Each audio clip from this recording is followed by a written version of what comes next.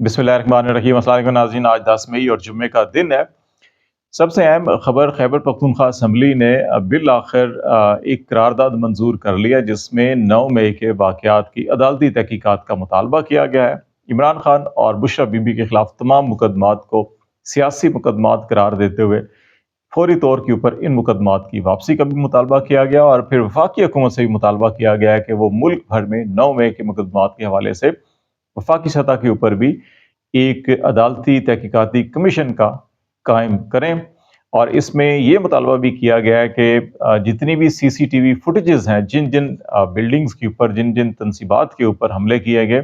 उनकी अपनी जो CCTV फुटेजेस हैं उनको इस अदालती कमीशन के सामने पेश किया जाए और फिर तमाम फरीकैन जो हैं उनको जो है कि वो बयानात जो हैं उनके लिए जाएं। अब ये जो CCTV फुटेज और बयानात का मामला है,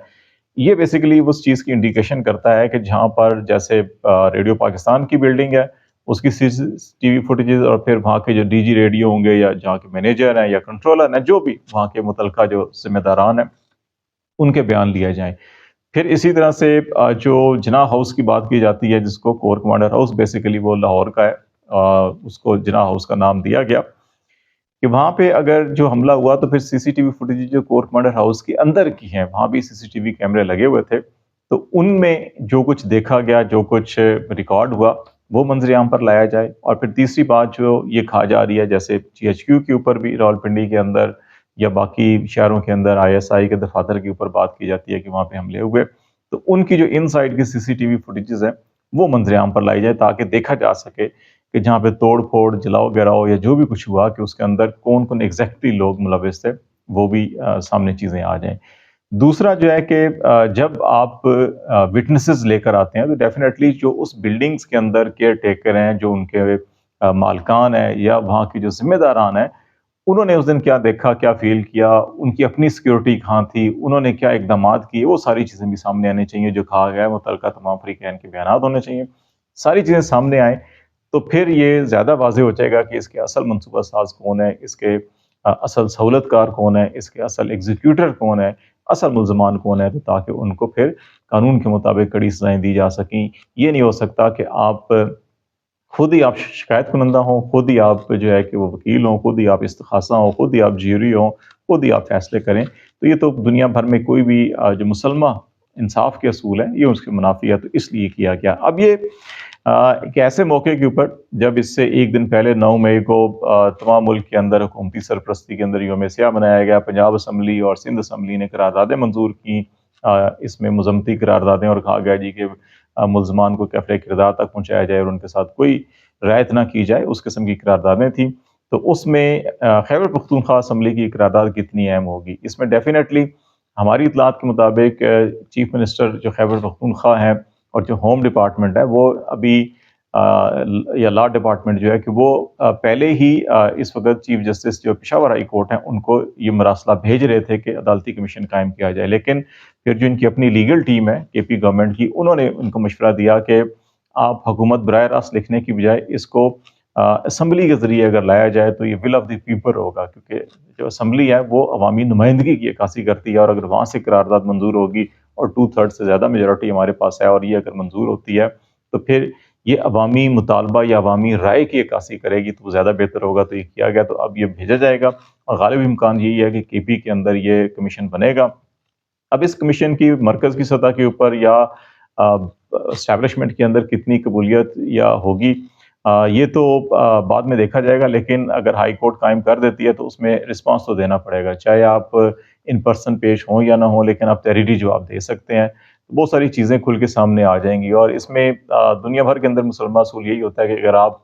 सच्चे हैं तो आप हर चीज़ पेश करते हैं, खुद पेश होते हैं, और अगर आपके दिल के अंदर कोई चोर छुपा हुआ है तो फिर आप उस कमीशन से या उस प्रोसीडिंग से जो है कि आप राय फरार इख्तियार करने की कोशिश करते हैं। तो अगर कमीशन बन गया तो फिर अंदाज़ा हो जाएगा कि वाकई कौन जो है कि वो हक़ाइक़ को सामने लाना चाहता है और कौन हक़ाइक़ को छुपाना चाहता है। तो ये इसलिए बड़ा अहम होगा। दूसरा मामला जो है कि इस वक्त फार्म 45 को लेकर और फिर इमरान खान की सुप्रीम कोर्ट में तलबी के हवाले से बड़ी अहम डेवलपमेंट है। फार्म 45 का हवाला जो है कि वो आपको पंजाब जो है ये मरकज़ निकाह है, جب سے نئے چیف جسٹس آئے ہیں اور انہوں نے ابھی الیکشن ٹریبونل کے حوالے سے، اس سے پہلے جو چیف جسٹس تھے انہوں نے 2 نام بھیجے تھے، 2 رکنی الیکشن ٹریبونل جو ہے بنا دیا گیا تھا، لیکن بڑا اعتراض ہوا ہے اس کے اوپر کہ پنجاب میں حلقے جو ہیں 141 نیشنل اسمبلی کے اور صوبائی اسمبلی کے 290 سے 97 الیکشن ہوئے ہیں، تو اتنے زیادہ سب سے بڑے صوبے کے لیے سب سے کم 2 صرف ممبرز دیے گئے ہیں۔ تو نئے چیف جسٹس نے آ کر پھر مزید نام ان کو دیے تھے اور یہ 6 نام ان کو دیے گئے، اور اس سے پہلے 2 نام دیے گئے تھے، لیکن ابھی تک الیکشن کمیشن آف پاکستان نے ایک نوٹیفیکیشن کیا ہے، اس میں ایک نام انہوں نے تبدیل کر کے اپنی مرضی کا ڈال دیا، کچھ انہوں نے اپنی مرضی کر رہے ہیں۔ الیکشن کمیشن ایکٹ کے تحت جو ہے کہ وہ قانون کے تحت وہ اپنی کارروائی کمپلیٹ نہیں کر رہا، اور ان کا ایک خیال ہے جی کہ چیف جسٹس لاہور جو ہیں کہ وہ ان کو پینل فراہم کریں اور پینل سے وہ خود پک اینڈ چوز کریں گے کہ کس جج کو انہوں نے لگانا ہے، کس کو نہیں لگانا۔ قانون اس کی اجازت نہیں دیتا، قانون جو ہے کہ وہ یہی کہتا ہے کہ ہائی کورٹ کے جو چیف جسٹس ہیں وہ نام دیں گے اور الیکشن کمیشن ان کو نوٹیفائی کرے گا، لیکن الیکشن کمیشن نوٹیفائی نہیں کر رہا، اور اس کی بنیادی وجہ جو ہے وہ یہی ہے کہ سب کو پتہ ہے کہ فارم 45 کی بنیاد کے اوپر نتائج کیا ہیں، اور جو تبدیل کیے گئے ہیں اگر وہ دوبارہ کے دوبارہ بحال ہونا شروع ہو گئے تو پنجاب میں مریم نواز صاحبہ کی حکومت ختم ہو جائے گی۔ تو اس وقت الیکشن کمیشن جو ہے کہ وہ نہیں چاہتا کہ آزاد منچ قسم کے ججز ہوں جو حکومت کی یا الیکشن کمیشن کی مرضی کے خلاف فیصلے کریں، تو اس لیے رکاوٹ بنے ہوئے ہیں۔ اور جو ابھی آپ کو ریسنٹلی حکومتی جو حمایت یافتہ وکلا ہیں ان کا جو ہائی کورٹ کی طرف اور chief justice Lahore high court کی طرف جو ہے کہ اس وقت جو ہے کہ وہ حملہ آور ہیں، آپ دیکھ رہے ہوں گے، جو منیر بٹ صاحب ہیں یہ بھی بار کے نمائندے ہیں، انہوں نے پریس کانفرنس کی ہے اور کہا ہے کہ چیف جسٹس لاہور جو ہائی کورٹ ہے ان کی جو دفتر کی سی ڈی آر ہے وہ ان کے پاس ہے، اور انہوں نے اور بہت سے الزامات لگائے ہیں۔ ابھی دیکھنا ہے کہ جی کہ سی ڈی آر وکلا کے پاس تو نہیں ہوتی، یہ تو انٹیلیجنس ایجنسیز یا حکومتی جو ادارے ہیں وہ اس کو مانیٹر کر سکتے ہیں۔ تو کیا حکومتی ادارے انٹیلیجنس ایک بار پھر عدلیہ کے خلاف اسی طرح سے متحرک ہیں جیسے اسلام آباد ہائی کورٹ کے ججز کے خلاف تھی؟ تو اس چیز کی بھی عکاسی یہ ہو رہی ہے کہ یہ جو دباؤ ہے اس کی ایک وجہ تو یہ فارم 45 اور جو الیکشن ٹریبونلز کے حوالے سے حکومت کی بات نہیں مان رہے اس وقت chief justice Lahore high court, اور دوسرا انسداد دہشت گردی کی عدالت کے اندر ججز کی تقرری کا معاملہ ہے۔ اس وقت حکومت اپنی مرضی کے ججز وہاں لگوانا چاہتی ہے، کیونکہ دہشت گردی کی عدالتوں میں آپ کو معلوم ہے کہ جتنے بھی کیسز ہیں بیشتر پی ٹی آئی سے متعلق ہیں، جبکہ جو لاہور ہائی کورٹ کے چیف جسٹس ہیں انہوں نے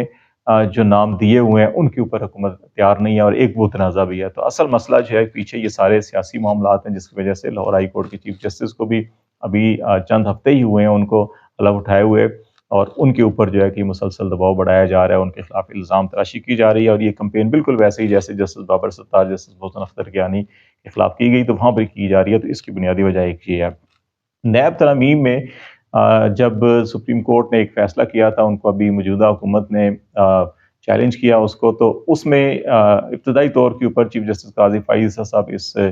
ابھی بھی جو بینچ ہوگا 5 رکنی اس کی سربراہی کر رہے ہیں، تو اس وقت انہوں نے کہا تھا جی کہ جو پٹیشنر تھے اس وقت جنہوں نے یہ پٹیشن کی تھی اور نیب قوانین میں ترامیم کو چیلنج کیا تھا اور پھر سپریم کورٹ نے کالعدم قرار دیا، تو کیا وہ پٹیشنر ذاتی حیثیت میں پیش ہونا چاہیں گے اور ان کو ہونا چاہیے؟ تو وہ پٹیشنر تو عمران خان ہے اس کے اندر، ابھی وڈیالہ جیل میں ہے۔ ابھی ان کی لیگل ٹیم نے اس وقت بھی یہ جواب دیا تھا تحریری طور کے اوپر عمران خان کی جانب سے کہ وہ اس کیس میں ذاتی طور کے اوپر سپریم کورٹ میں پیش ہونا چاہتے ہیں اور اپنا بیان دینا چاہتے ہیں اور دلائل بھی دینا چاہتے ہیں۔ تو ابھی دیکھنا ہے کہ 14 مئی کو جب یہ ہیئرنگ ہوگی تو چیف جسٹس قاضی فائز صاحب اپنے اس موقف کے اوپر قائم ہے یا نہیں قائم ہے، اور اگر وہ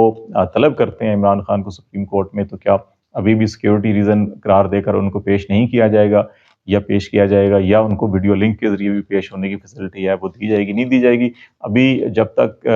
جب سے وہ 5 اگست سے اریسٹ ہوئے ہیں تو ابھی تک تو حکومت ان کو بالکل منظر عام پر نہیں آنے دے رہی کہ ان کی ایک جھلک، ان کی ایک تصویر یا ان کی ایک ویڈیو جو ہے کہ حکومت سمجھتی ہے کہ ان کے لیے خطرناک ثابت ہو سکتی ہے اور پبلک کے اندر جو اس ویو چل رہی ہے اس کو تقویت ملے گی۔ تو یہ ایک بڑا اہم معاملہ ہوگا۔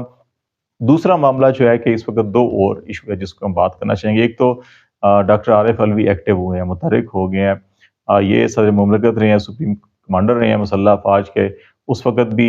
یہ کافی میڈیشن کرتے رہے ہیں P T I Imran Khan اور مسلح افواج کے درمیان جو چیزیں چل رہی تھی۔ ابھی پھر وہ متحرک ہوئے ہیں، ملاقات بھی ہوئی ہے عمران خان کی، پولیٹیکل رول بھی ان کے پاس آ رہا ہے، بہت سی ایسی اطلاعات بھی ہیں ابھی کہ بیرسٹر گور جو ہیں کہ ان کو ہٹایا جائے گا اور ان کی جگہ ڈاکٹر عارف علوی جو ہے کہ وہ اس وقت تک چیئرمین رہیں گے جب تک عمران خان رہا نہیں ہوتی اور واپس پارٹی کی قیادت نہیں سنبھالتے۔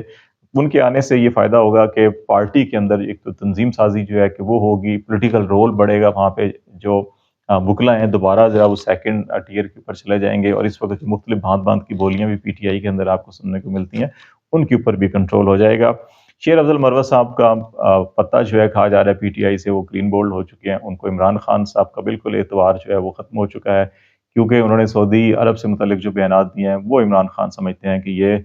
پارٹی کی سوچ، پارٹی کی فکر اور پارٹی کی پالیسی کے بالکل برعکس ہے، اور اس پہ انہوں نے شاید کسی کے کہنے پہ ایسا سب کچھ کیا، تو اس لیے ان کو شو کا نوٹس وغیرہ دیا جائے گا، اور غالب امکان یہ ہے کہ ان کو پارٹی سے نکال دیا جائے گا۔ دوسری طرف 9 مئی کے حوالے سے کے پی کے اندر آزادی تھی، پنجاب کے اندر وفاق کے اندر بالکل کریک ڈاؤن تھا،